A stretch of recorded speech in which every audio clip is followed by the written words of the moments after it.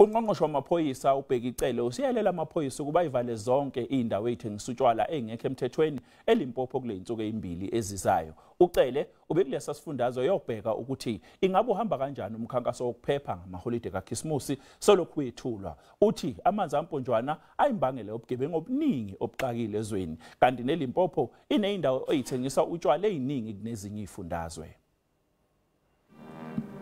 UCele wedlulise umlayezo omqoka emaphoyiseni wokuthi asebenzele ukuhlonishwa nokwakha ukugebengweni. Uthe ukuphepha kweNingizimu Afrika kusezandleni zawo.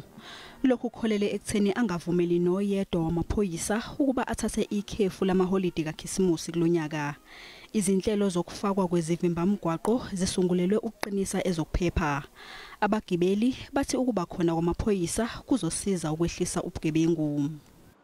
We are being protected in every way. On the road, wherever we go, we know that we are protected 100%. We thank police and then for the job that they are doing now and then, because then they are giving safety on the roads, and then we think then each and every person then will be safe.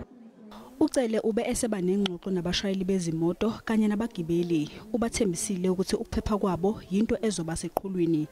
Kepha ke uthe ukhathazekile ngeindawo zokuthengisa utshwala ezingekho emthethweni kanye nalabo abayaye beqise ezinkambeni zikaFaro. The illegal outlets, taverns, shebeen must be closed in next 48 hours, all of them. And those that are legal, they must comply. For instance, you go to any of them and you find in under 18, this is a non-compliant. If they make noise when people are sleeping, if they don't close when the hours come, that's a non-compliant. Izikhumulo zamatekisi kanye nezinxanxathela zezitolo nazo zizoqashwa ngesolokhuzi.